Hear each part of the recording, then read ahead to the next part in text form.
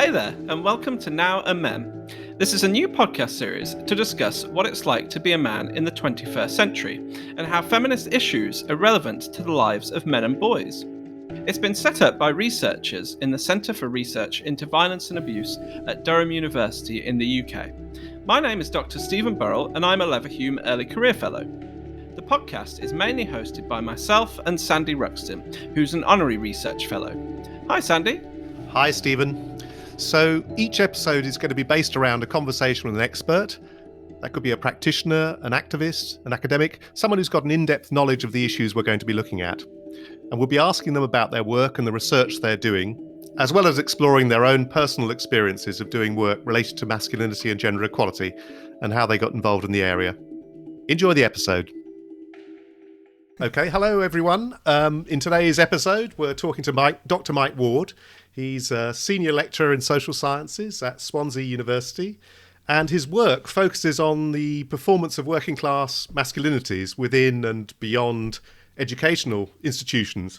And he draws on his experiences in particular of young men in the South Wales valleys.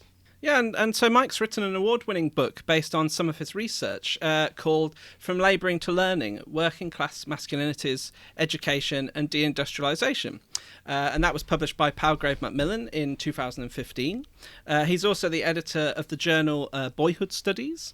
And in 2020, he started the CoronaDiaries project to understand the impacts of the COVID-19 pandemic on people's everyday lives in the UK through the use of written and visual documents and testimonies and accounts. So welcome to Now and Men, Mike. I mean, obviously, we've all been living through this horrendous COVID time. And you've said that you, as a sociologist, wanted to do something useful during this period, so you started the CoronaDiaries project. So perhaps we could start off by asking you where the idea for that came from, how it's developed, and the impact of the process, both for you and participants. Thanks for inviting me on the podcast. It's really interesting to be involved in something like this. So, yeah, the CoronaDiaries project was something which, first and foremost, was my way of processing this pandemic. I think it's hard if we all think back now to March 2020 when it was all sort of starting, how unusual it was, and how no one really kind of knew what was going to happen, and were we all going to die, or was it just going to morph into something else? And all my career, as you've excellently introduced me there, thank you very much, has been in gender studies, men and masculinities, and I've used qualitative research in various guises, but I've never done anything diary based or anything that seemed so recent and up to date. So it was one of them occasions where I was thinking, well, what's going to happen to us? The society's being made and remade quickly. There's a sociologist called Bloomer who once talked about breaching experiments, how he would send his students out, we're talking 1960s America, to go out and treat your parents' house like a hotel, or to shut the door in people's faces rather than holding it open.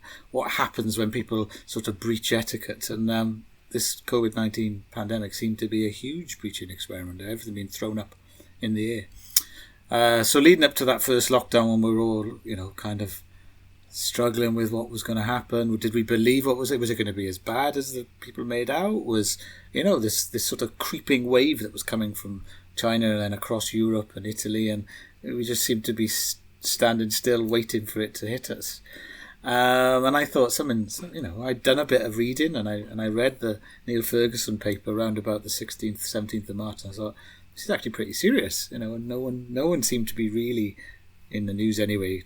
At the time, I felt that the truth was coming out, how bad it was going to be if we didn't lock down straight away.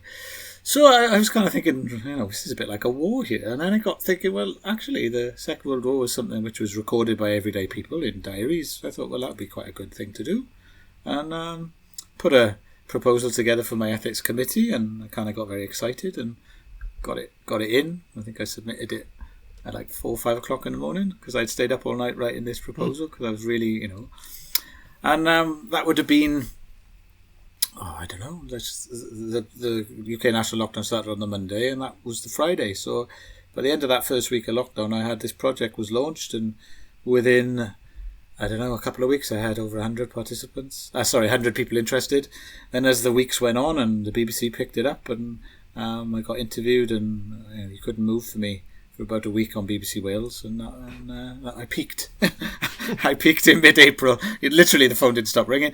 And after that, it's been a quiet withdrawal from it. But yeah, by mid-April, I had over 180 people had signed up from 14 different countries across the world, all using different versions of documenting the pandemic, from keeping handwritten diaries, word process diaries, notebooks, songs. Some people wrote songs about the pandemic, poems. I had one mother and daughter who were cross-stitching. They made cross-stitches, artwork.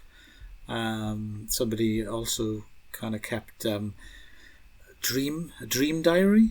I don't know about anyone listening to this, but I had some really odd dreams at the beginning of the pandemic. My brain was doing some odd processing. And she kept, this participant kept a dream log during that first sort of 3 or 4 months. And the project ballooned out of all control. I mean, I'm a single researcher. I didn't have any research funding. And at the moment, it stands at over 700 submissions over the 18 months of the pandemic from 183 participants. Yeah, that sounds really interesting. It would be great to be able to see some of that material. But just in terms of the podcast, it might be interesting to ask you whether there's anything that surprised you in relation to gender, to masculinities coming out of this work. I think what the biggest surprise, Sandy, was how few men signed up for it, or how many participants who identify as male signed up to it. So obviously we've got famous diarists like Samuel Pepys, or well-kept diaries. We've got other prominent figures. I think our old Richard Burton from South Wales, which Swansea University hold his diaries, and who've been involved in creating this archive. Well-known diarists. So I just assumed more men would sign up. But I would say the gender split really is about 75% female, or those who identify as female, to about 25% or 25% who identify as male. We haven't got any non-binary or trans people. So it's really surprised me, because with the vast amounts of ways of recording and documenting the crisis, I thought more men might be involved in sending in jokes or memes. We've all lived through a very sort of media-focused pandemic, in the sense of we had lots of interaction with people online and things. So I just assumed that there'd be maybe screenshots of tweets or Instagram posts or things, but very few really from men. And do you have an explanation for that? Well, I've got a theory. A theory of it is that obviously traditionally men are less likely to speak about their feelings. Okay, my own work has looked at this, and there is a very stereotypical idea that men find it hard to process their emotions, so they're less likely to speak about it. They're less likely to seek therapy, and as we know, unfortunately, men are more likely to commit suicide and have different types of mental health issues to women. But there's a load of evidence out there that says that one of the issues that men deal with is trying to process things in a way that maybe that we're not used to as men of doing, or certain types of men. My other theory is that women are kind of used to writing about themselves in a way that men aren't. So what you notice from the accounts is that the men are very functioning about what they do write about. I went to the shop, I brought bread, then I watched a film, then I did some gardening, and then I drank some alcohol. I went to bed. Whereas the women who do write about their accounts, but also how they feel about things more and how they process it. So in the writing, there are differences in the way people have recorded it.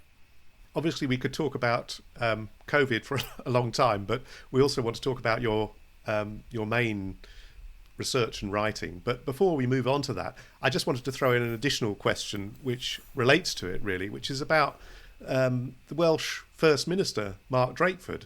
Now,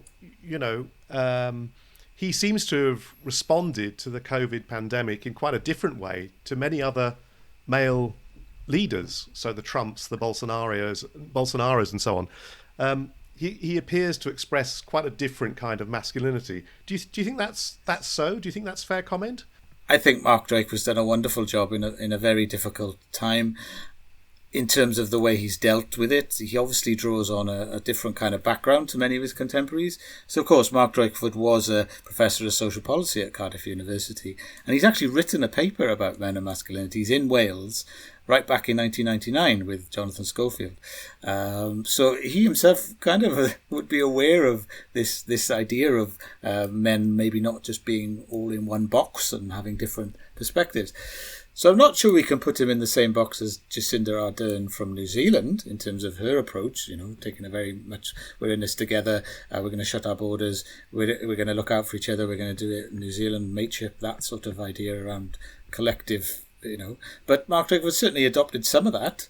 It's very difficult to close a border which is 200 miles long, right across between England and Wales. But he certainly used that rhetoric of, we're in this for Wales, we're going to keep Wales safe, we're going to do it for each other. There was no, he was exceptional in terms of he slept in a kind of outbuilding of his house for some large parts of the first pandemic to keep his kind of wife safe. There is no residential house for the First Minister or Welsh Prime Minister, however you want to term it, in Wales. And I think some of the reaction to him, there was a protest outside his house, was I think that was really uncalled for. Obviously, there are issues. Not everything was dealt with properly. I think the mask issue was a bit late. The idea around some people being able to travel for different reasons. It's difficult, but I think what he showed is a different type of leadership and a bit more relatable, I think, to somebody than someone like, certainly more someone like Trump and Boris. But of course, he's part of a four-nation approach, which hasn't always linked together either. So, no. Yeah, definitely. Thank you. And to move on from the pandemic, Mike, we wanted to ask you a bit more, if that's okay as well, about your own biography, because you've talked previously about how that does relate, quite closely to your own work. So could you perhaps just say a little bit more about, where were you brought up, what was the community like at that time, and has that shaped your work in any way? Yeah, it's a really interesting time to talk about this, because it's almost 20 years ago exactly that I went off to university this September. I wasn't really that applied in school. I didn't really kind of enjoy school. I didn't do very well at my A-levels. I ended up with 3 Ds. Unlike our education minister for the UK, I can remember my A-level results. I don't quite know why he can't. But yeah, so I didn't do very well. I had 3 Ds, and I went to study sociology at the University of the West of England. Now, I was brought up in a family with sort of left-wing traditions, I guess. My grandfathers had been coal miners. My father and mother had worked in industries, and my stepfather and stepmother, industries where they were in unionised jobs, but they weren't particularly big activists or anything like that. So I was aware of these sort of movements, and I was aware of sociology studies the underdog. So I was aware I was. It wasn't really until I went to study sociology that kind of it opened my eyes to really where I was from and what I was about. It's a strong working class community. It still is, based on coal mining, the extraction industry, which really in the valley that I came from, the last coal mine closed the year before I was born. So I have no real memories of it being actually being a coal mining town. It was always been this town that was a coal mining town. And then as I grew up, the industry changed, the area changed. But yeah, so my kind of background was one of what it always used to be, So growing up and processing that, and I knew that I was never going to sort of work in a job which my father was a tax, worked for the Inland Revenue, sort of my mother. My stepdad was in retail. My stepmom was an engineer, or assistant engineer. So I knew I was never going to kind of follow my parents' footsteps into a job like, say, my grandparents thought would have done, work down the mine with their dads or uncles. So sociology really broadened my mind, and I realised that, being a working class guy, there were lots of things that I did that I didn't fully kind of always like doing. So I played rugby. I quite like playing sport, but it was kind of a pressure to do that. I liked reading. I liked, I liked writing. I kept a diary. Funnily enough, I kept a diary since I was about 10, off and on over the years, religiously writing it every night. And I liked just going away and seeing different places. It wasn't as if my whole world revolved around this one town. So when I went to Bristol and I studied sociology at the University of West of England, it sort of made me understand some of these processes of what masculinity was and what it even meant to be a man, and that it was okay to like different things, and to sort of realise that one size doesn't fit all. But until Raewyn Connell's book Masculinities, which came out in 1995, which I would have read as an undergrad, it's like, oh, of course there's different types of men. Of course, that makes sense. But it gave me the language to help process it. So after a few years of travel, I travelled for a while. I worked in supermarkets. I sort of thought I'd better do something with my degree, so I trained to be a teacher and teach sociology A-level. And as I was kind of, first year of doing that, I realised that there was a lot of work that I was teaching other people's work, but I was like, well, I can do some of this. I don't want to just teach someone's work. I want to go out and contribute to this discipline. And there was a huge gap at the time of studies in Wales on masculinity, really. And lots of these different studies, you've got the classic Labouring to Learning, Paul Willis's work, which necessarily wasn't about masculinity. You had work by someone called Boyhood Studies, which was on the making of men. You had other studies around about masculinity across the world and in post-industrial communities, but nothing in South Wales. So I kind of thought, well, I'll have a bit of that. I'm from a community very similar to one that were written about elsewhere, especially in other extraction industries like steelwork, steel building, steel making. Fishing and other sort of industries as well, which had declined. So I thought, well, I can do this. And I was really fortunate to be in a university which had, at the time I was at Cardiff University, and they had a PhD funding opportunities, so I applied and didn't get it the first time. I applied a year later and I got it. So I was in a place which was near the field site, as it turned out, and I could put into practice all this stuff that I'd read and learnt. And rather selfishly looking back now, it was a way of me processing my own self and trying to understand my own idea of what it was to be a man. And you go from one community to the other. Lots of scholars have written about how you kind of shift between language or shift between identities, and how you take that with you in your role. And that, I was kind of aware that I was doing that without really fully knowing that I was what I was doing to kind of process the world, really. And would you say there was anything in particular, like looking back now, as you were growing up, anything in particular which did really kind of impact you in terms of learning about, being a boy, being a man, did kind of influence you in that way, whether that's family life or being at school, or just being your community, for example? I think looking back now on it, I wish I'd been kind of braver in terms of my own sense of self. So I was a bit like a sheep, to be honest. I followed sports because everyone else did. I wore certain types of clothes because everyone else did. I made sure that I had a girlfriend because everyone else did. That was something that was seen to be what you did, right? So there were people in my school who bucked the trend, I would say. It was a big, well, it wasn't a big, but it was a small group of people who were sort of into goth music and alternative crowds. They were sort of seen as odd. And looking back now, I wish I'd kind of been a bit more or less of a sheep and maybe stood out. But I didn't really realise that there was alternative ways of being. In terms of sexuality, it was very much one size fits all, and if you deviated from that, you were seen as odd. In terms of the language people used around sport, around others. I mean, things have moved on slightly since I was a teenager, but it was certainly a very white place in the South Wales Valleys. There's always been a history of immigration. I mean, the whole place is built on immigration. But at the time, it wasn't really... I mean, I didn't go to school with many people of colour at all. So you just had this sort of one view of the world. So my view of masculinity was very traditional. And it was only, I'm still processing at the age of 40 what it means to be a man in different ways. And it's really fascinated every year when I meet new students at Swansea, how their language is different to how they talk about gender. There's a concept of cis man or cis woman, CIS, right? That if it existed, it wasn't taught on my undergraduate degree, and I wasn't really fully aware of what it was until I worked in Canada at a Department of Gender Studies in the autumn or the fall of 2016. So that's a new concept. But my students are aware of these concepts.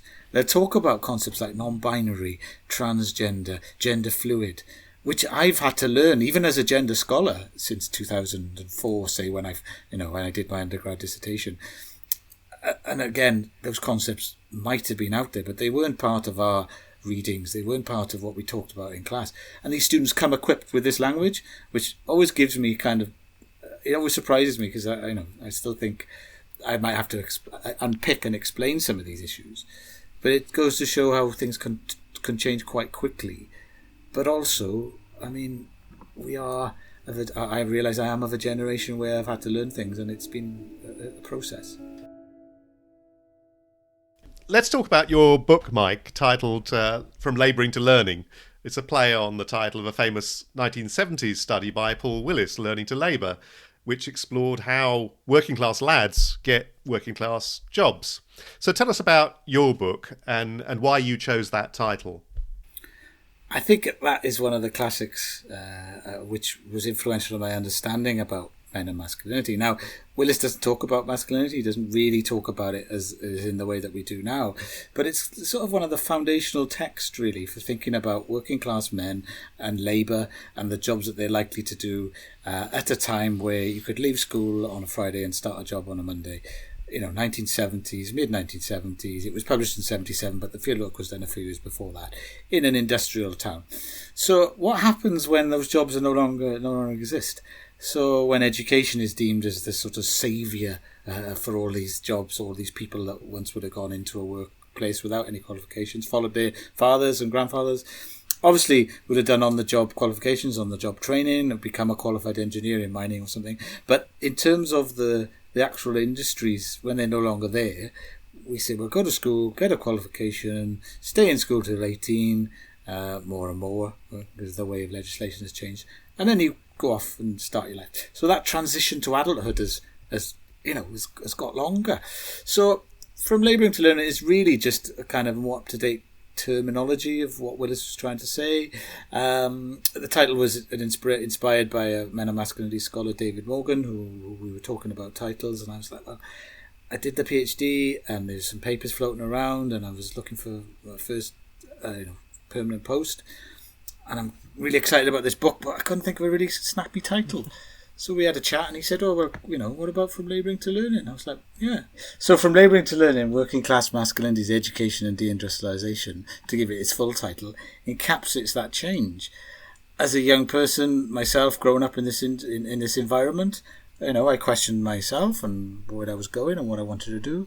So many years later, when I'm a qualified teacher, I'm a sociologist, I'm doing my thing, I think, well, this is the time to go out and see what young men today, at 2008, 2009, that period of time, to see what they felt about it and their decisions they were making.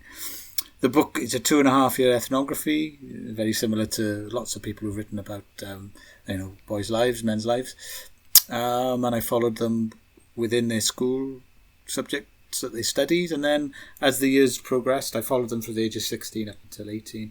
And when they started going out and about in the town and started going to pubs and started driving and different jobs, I sort of followed them really, and they introduced me to those areas of their lives. So it went beyond the school gates really. And tell us a bit more about that research process there. I mean, how do you think the young men saw you as researcher? And did the methodology raise sort of ethical issues, challenges for you? I would have thought it must have done, no? Oh, no, definitely. Looking back now, I mean, I read through the ethics applications of students at my own university, and I'm not quite sure that it would get signed off now if someone wanted to do this. Going into a school with 16-year-old men. At the time, I was 10 years older than someone. One of the participants was born the same day as me, exactly 10 years before. So I was a 26-year-old young person going in, hanging out with 16-year-old boys who were coming to the end of their GCSEs, year 11, which they're making the decisions about where they're going to go next. So the school gave me access, you can come in and talk to them, sit in the classrooms, and the head teacher, he was brilliant. I call him Mr. Simpson in the book. And he just sort of gave me carte blanche, really. He said, you can come into the school as, when do you want to come in? I'll make sure the teachers know you're coming in. I'd had a full, at the time it was called a CRB check. I was fully ticked off by the university. I was, a teacher in a college in another valley, but I was in an educational institution. So I was seen as a trustworthy person. The head teacher was really accommodating, and I stayed for 6 weeks and then went back for the next 2 years. But ethically, I kind of just, at the time, I just kind of went in and sat down. I talked to them. Their parents signed the consent forms to sit down and have a more formal interview. I didn't really think much more about it. But of course, as the years went on, when they invited me to the pub, and I'm like, well, do I really go? I mean, I'm an adult. As they were legally of legal drinking age, that side of things wasn't an issue. It was kind of like, well, where does the line stop between being a kind of researcher and bordering on sort of friendship territory? Because I think for that period, I would say we were friends, or with some more than others. So then you're kind of like, well, if I don't go for a drink, I'm kind of, sort of using them in a negative way then. I'm kind of like, well, I'm only going to hang around you for what my purpose, and only in the time when I'm in school or something, or when it suits me. So when they'd invite me into these other areas of their lives, I kind of went with it, because I felt that was part of the rapport building, but also because they did want to share stuff with me that, I was, they knew I wasn't a teacher. They knew I wasn't a brother or an adult, a parent. I wasn't a kind of somebody from their school who was older than I was. Just this sort of person from another world for some of them. And some moments are really, really powerful. I mean, I start the book with a kind of a prologue about the death of one of these young men who I followed. I followed roughly around 40 young men for the period of time. There were some others who come and go in the narratives, but this was a core group of young men. And sadly, one of them died on his way to work one morning. He got killed in a car crash. And that was very kind of moving, because somebody I'd spent time with was gone, right? And all these young men who are 18 have lost a friend. And I went to the funeral, and I just kind of, I wrote about it after, but because I'd already finished my fieldwork, I was never quite sure what to do with that. So it never made it into the PhD thesis, which the book became. But when I wrote the book, I knew I had to put that in. So I went back to this account that I'd written for myself, and it's really moving as you talk about the coffin of this young man moving into to church. And I haven't really been to many funerals with young people, so it was absolutely rammed. And I'm standing I was standing room only, me being me, I was a bit late, so I didn't get a seat. So I was standing on the side with some other young men, and it was kind of one of them things where you don't really forget it, I guess. So, I thought I had to put that in as well. And it was quite emotional, it's quite moving, because you see all these young people who've just lost their friend, and you would, some memories just stay with you. But I obviously didn't make any notes, when I'm standing in that church, but because it was such a big part of understanding their lives, it started the book. I thought that was a great way to kind of highlight loss, which is what the book is about, really, because the town itself is declining. The industries which created the towns and valleys is gone, and it's this sort of re-emergence of industry which isn't really replacing it. But of course, the young men, they've lived up in that loss, and they don't really see it as loss, because it's just what life's like.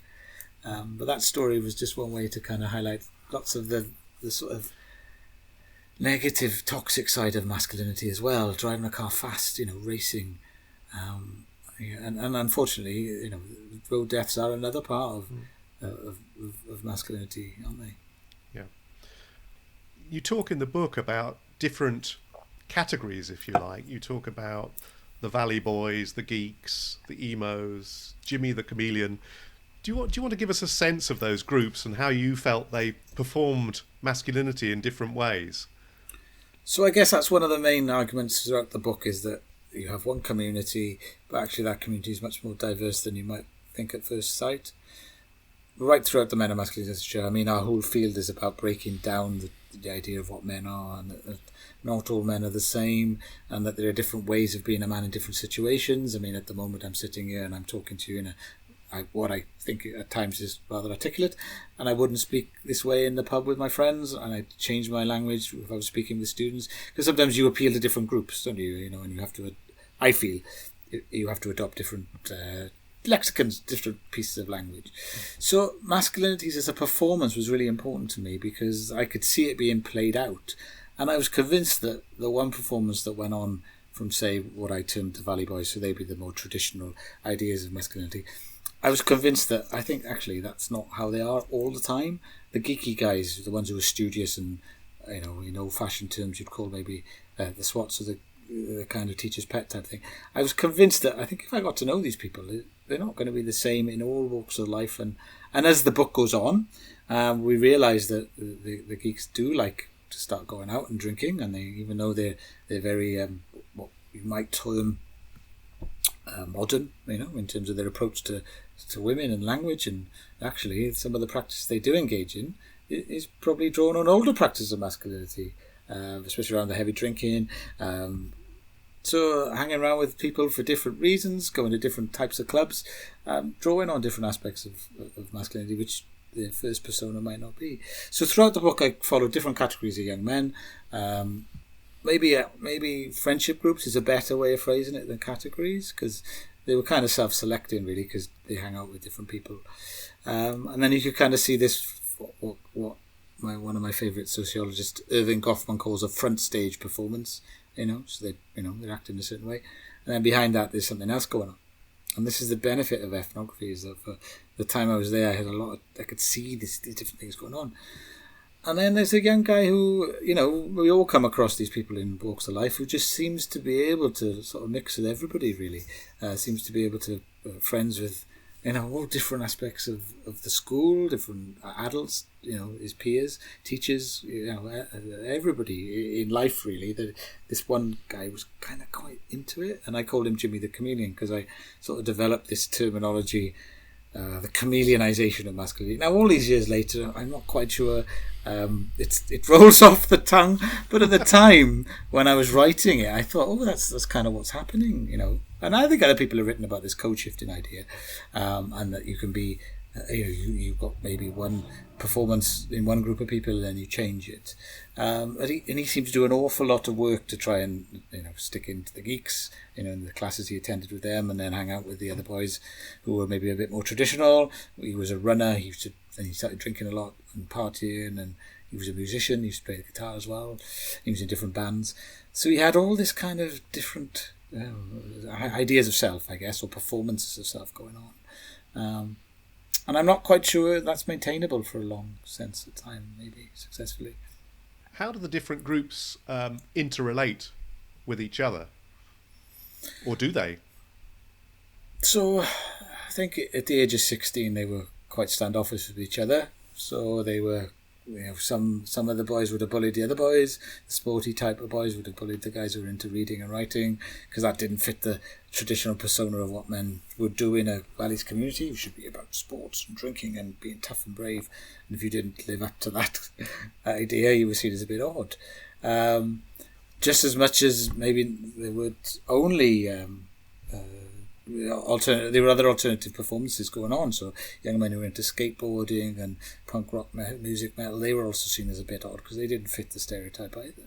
So they didn't really relate to each other very well. They sort of stayed in their own groups in the playground. They would do different sports and different interests. But then as they got older and the school community got smaller, because of course not everyone stays on in school to do further qualifications after GCSEs, they become a bit more of a tight-knit group, I think. But even though they kept themselves to themselves, for the much, they didn't bully each other anymore. They'd grown up a little bit. How would you characterise their relationships with young women? So, in the book, I outline 4 different groups of men, really. The traditional ones, who I call the Valley Boys. So they were very traditional in their outlook. So they expected to get married, they expected to have a girlfriend, they expected to kind of, live in the community. And sometimes they would talk about women as if they were kind of like a conquest. And it was a sort of a macho bragging rights around how many girls you could sleep with or what you would do. Very traditional. The sociological literature on young men has highlighted that for the last half century. And then there was another group of young men who were maybe more modern in their approach, and they used more inclusive language. And I think the point I try and make in the book is these two very different groups of young men present a very different sense of how they should interact with the young girls. But behind the scenes, it was always, you could unpick that. So the young men who were maybe more inclusive in their language, they were the young men who would, on one occasion, ended up going to a lap dancing club, which on the face of it doesn't seem to sort of link in with some of the language they were telling me about, how they treated women in a slightly different way to their peers, because they would put their peers down for the way they sort of berated women or saw women as objects. Now, of course, this is coming from the perspective of 16, 18-year-old men. This isn't my perspective on it, but that was what they were telling me. And it was interesting because, obviously, they're telling you one thing and then sometimes act in a different manner. So, that's the beauty, again, of spending time with groups of men. There's a concept, isn't there, around this hybrid masculinity, that men will say a certain thing because they realise that that's how they have to act in a certain situation. And I'm not quite sure they were kind of fully doing that, but they certainly had different personas that they would sort of use, I guess. And one thing which you kind of mentioned, which is kind of noticeable in your work, is the emphasis on locality, geography, the importance of place in influencing the construction of masculinity. I mean, would you like to just say a bit more about that? Like, why is it important that we do take into account these kind of local factors in understanding masculinity? Well, as Doreen Massey once famously said, geography matters, because geography itself constructs people in all different ways. Physically, where we sit, what we stand on, where we live, but also the expectations of a place construct who we are. So I did another piece of research after the Valley Boys work, or the work with the young men in the valleys. In Canada, I looked at how first generation students and the places they come from, especially old industrial communities, they take that sense of self into university with them, and how difficult that can be for some men to adapt and to shift.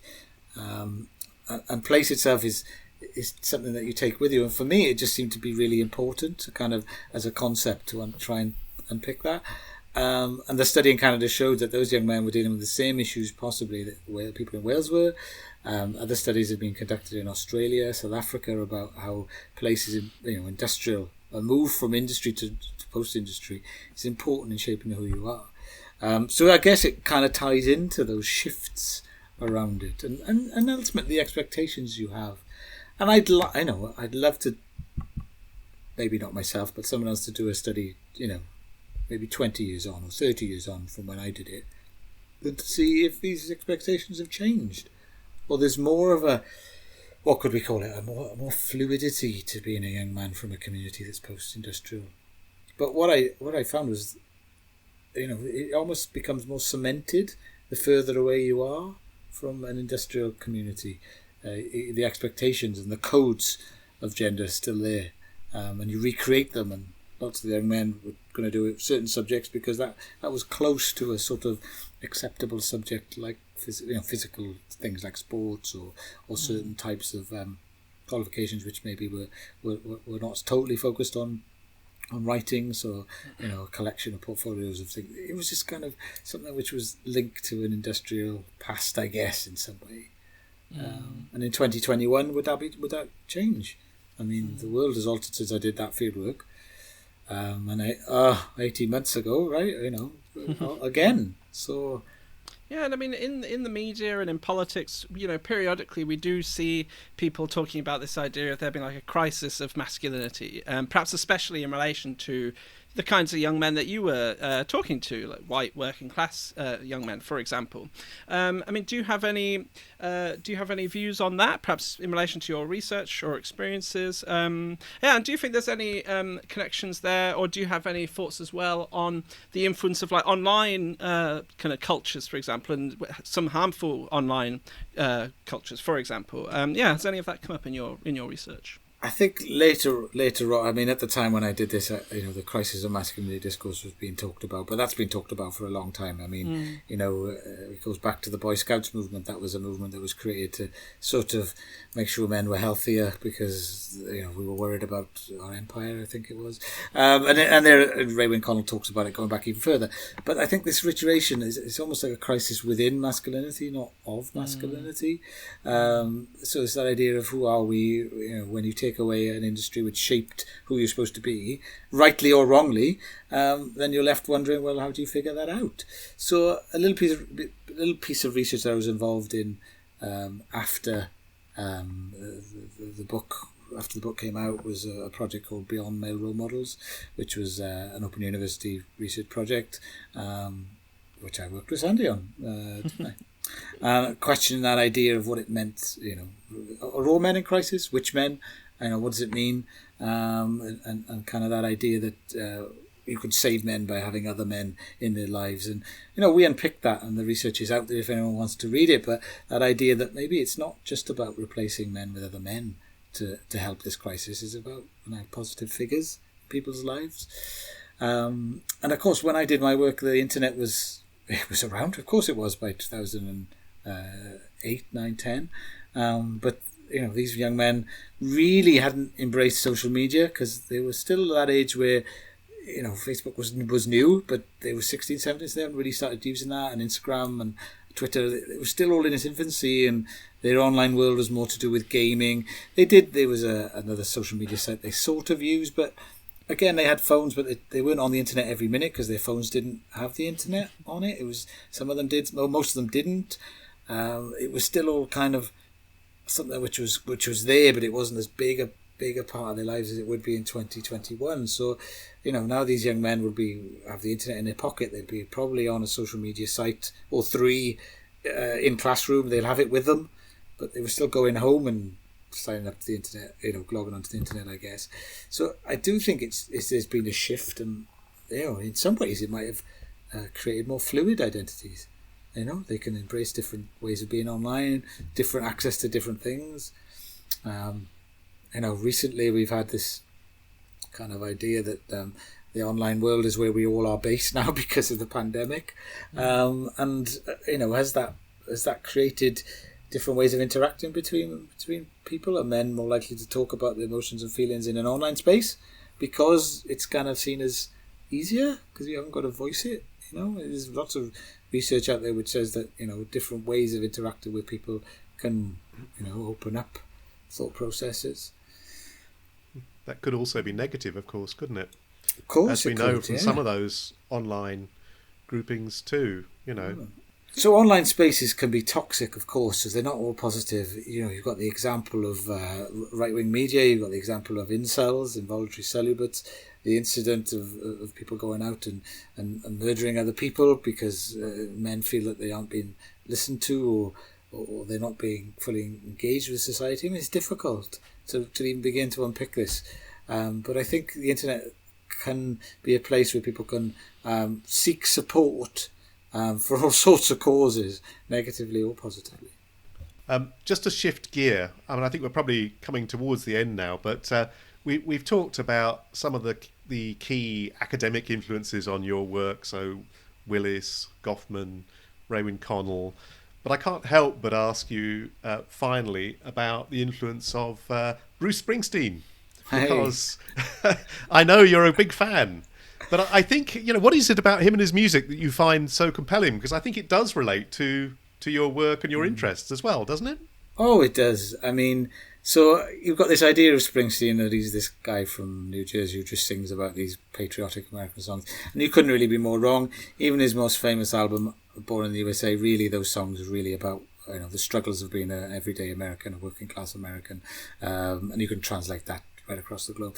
So Springsteen myself, it wasn't really an influence by my parents or anything. Lots of people get into music because their parents. He was around, but it wasn't something which I was really that sort of into. And I remember even after starting the PhD and working in an industry, in a town, the links to industry were there, but I wasn't really linking it to Bruce at all. And then I kind of went to see him live, and everyone talks about their first, Springsteen fans are called tramps. Okay, Tramps Like Us is part of the song. So people who are really into Springsteen talk about, the first moment, going to see him.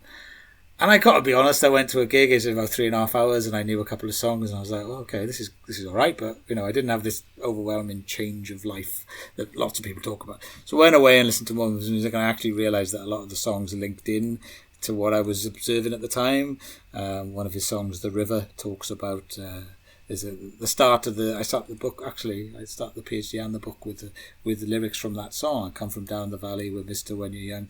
They bring you up to do like your daddy done. And I don't think that really encapsulates.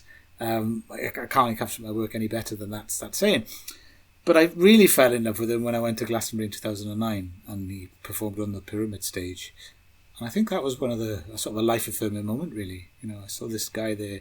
On this environment with all these people together, singing his songs, and just like 100,000 people together in one place. As a sociologist, I mean, that the first time I ever went to the festival was just like mind blowing. It's like, oh my God, it's just like, it's just crazy. But am I right also that he's had some mental health struggles as well, and also distant relationship with his father, and some of these key themes which we've been talking about actually come up in Springsteen, as well as the urban masculinity stuff. Of course. I mean, his relationship with his father was very fraught, and he didn't really have a very sort of good relationship with his father as a young man. And I guess part of it was that clash between him being this kind of long-haired, like kind of rock star type kind of guy, where his dad was a working class blue collar worker, worked in factories, worked in paper mills, worked in driving buses or transport. That idea that trucks and things, that his son wasn't really fulfilling what the father thought he was. And he obviously writes about that in his autobiography, about his struggles with himself and who he was as a man and who he was trying to be. And going back to, I'm not going to use my chameleon metaphor here, but he's trying to be 2 or 3 different things as he grows up and where he comes from. And of course, working class bloke, blue collar worker, becomes a rock superstar. How do you kind of process that? I know during the 80s you couldn't move for him, and he talks about how he embraced that fame, and it didn't really make him happy, and it kind of didn't really kind of tie in with his own outlook on life. Thanks, Mike. It's been great to talk to you. Yeah, thank you so much, Mike. Okay, thank you very much. And thanks for having me on your show. Well, that was a really fascinating conversation with Mike, wasn't it, Sandy? I mean, one thing I thought was really interesting about what he discussed was actually how, even from a young age, as a child, he talked about keeping a diary, which isn't, as he said, isn't something which boys and men often do, and that seems to have kind of influenced his life throughout his kind of career to date, I suppose, that he's actually using this quite, unique, powerful ethnographic approach, which is a lot of that is about keeping journals and things like that. So I just found that fascinating thread, which has perhaps gone through Mike's life, and which is interesting in relation to masculinity, in a sense that actually, if men did engage more in that kind of activity, like keeping a diary or a journal, could that actually be a useful way of exploring things like our emotions more? What did you think about it? Yeah, certainly. I thought that was interesting, and also all that he had to say about the whole research process was fascinating. Of course, I think he did say, he was uncertain whether the kind of research he'd done in school would be allowed now. Would you get that kind of access? But also the notion of following a group of young men over 2 years, about going to the pub with them, going to clubs with them, how you take notes, what are some of the sort of ethical challenges and issues arising out of that. I think that's all very fascinating, really. Yeah, definitely. And I think it does create a lot of ethical challenges, doesn't it? Because on the one hand, you want to do justice to these young men and really reflect the realities of their lives. But also, perhaps sometimes you might be presented with certain challenges, perhaps especially if you are, inspired by feminist research about, what do you do if you do encounter behaviours which are actually quite damaging or harmful or sexist? What do you do as a researcher in those moments? So it's a fascinating methodology. Yeah, just picking up one of the things you said about harmful behaviours there, and wondering about the differences that might arise if you were doing the same kind of research today. Of course, as he discussed, there are quite a lot of online fora now, and one of the dilemmas in that is that some of that access is very useful. So, for example, men going to fora about men's health, and getting support there.